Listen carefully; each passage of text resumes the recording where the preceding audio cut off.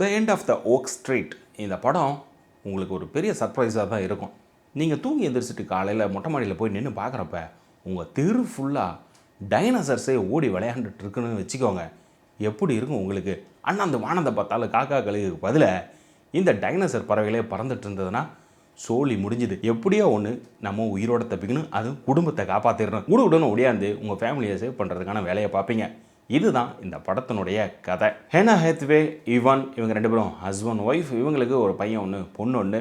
So இவங்க வாழ்கிறது ஒரு 70s period of out of அமெரிக்காக்குள்ளே இருக்கக்கூடிய ஏரியா. இந்த கம்யூனிட்டி ஹவுசஸ்க்குள்ளார இந்த பஞ்சாயத்துகள் நடக்க ஆரம்பிக்குது. எவன் ஒரு பீஸா விற்கக்கூடிய நபர். இவனா மிக சரியான ஒரு குடும்ப தலைவியாக இதில் காட்சிப்படுத்தியிருக்காங்க. குடும்பம் தான் நமக்கு முக்கியம் அப்படிங்கிறதுக்காக இறங்கி விளையாட ஆரம்பிக்கிறாங்க. டைனோசர் எல்லாம் வேட்டையாடவும் செய்கிறாங்க. இவான் மட்டும் சும்மா இல்லை, உயிரே போனாலும் பரவாயில்ல, குடும்பம் தான் முக்கியம் அப்படின்னு இறங்கி களத்துக்குள்ளார விளையாடுறாப்புல. இந்த படத்தில் டைனோசர் என்ட்ரி ஆகிற விதமாகட்டும், அப்புறம் ஒரு ஸ்னேக் ஒன்று இருக்குது, ஒயிட் ஸ்னேக்கு, பிரம்மாண்டமாக ஒன்று பண்ணி வந்திருப்பாங்க. அது வீட்டுக்குள்ளே வரக்கூடிய காட்சியாகட்டும், ஒவ்வொன்றும் எதிர்பார்க்க முடியாத ஒரு சிறப்பான விஷயங்களாக பண்ணியிருந்திருப்பாங்க. இந்த படத்துக்குள்ளார ஒரு இன்ட்ரெஸ்டிங்கான மூவி தான் இந்த படம். போன வாரம் ரிலீஸ் ஆன நெட்ஃப்ளிக்ஸில் வீட்டுக்குள்ளாரே இருப்பாங்க 5 வருஷம், வெளியில் கிரியேச்சர்ஸ் இருக்கும், குடும்பத்தை எப்படி காப்பாற்ற போகிறான், இந்த மாதிரி பேட்டர்ன் நிறையா ஹாலிவுட்டுக்குள்ளார இருக்குது. குடும்பம் முக்கியம், அதே போல் இவங்களுக்கு வெளியில் இருக்கக்கூடிய அந்த கிரியேச்சர் ஆகட்டும், டைனோசர் ஆகட்டும், சுனாமி ஆகட்டும், எரிக்கல் ஆகட்டும், ஏதோ ஒன்று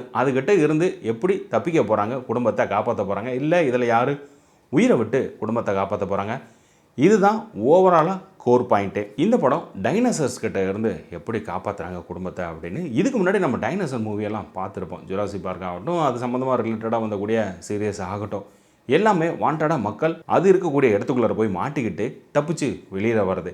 ஆனால் இதில் அது மக்கள் இருக்கக்கூடிய பகுதிக்குள்ளார வரும். குறிப்பாக பிளேட் நகர்ந்த விஷயமாகட்டும், அதில் வரக்கூடிய அந்த ஒலி டிரான்ஸ்மிஷன் ஆகட்டும், எல்லாமே புதுசாக தான் இருக்கும்.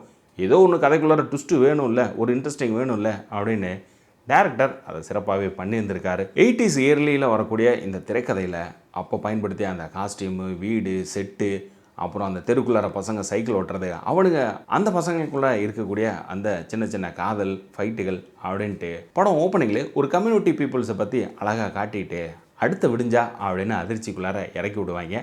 ரத்தம் தெரிக்கிற காட்சிகள் இதுக்குள்ளார இருக்குது. ஸோ 18+ மூவி தான் இது. சைல்டு நாட் அலவுடு, தமிழ் டப்பிங்கோடு இருக்குது. தேட்டரில் பார்க்கக்கூடிய ஒரு நல்ல படம் தான் இது. ட்ரை பண்ணி பாருங்கள் இந்த வாரம் திரையரங்குகளில் இந்த மூவியை. ஸோ இதே போல் நம்ம படங்கள் ரிவ்யூ இருக்குது பாருங்கள். மறக்காமல் சப்ஸ்கிரைப் பண்ணிட்டு மற்றவங்களுக்கும் ஷேர் பண்ணுங்கள்.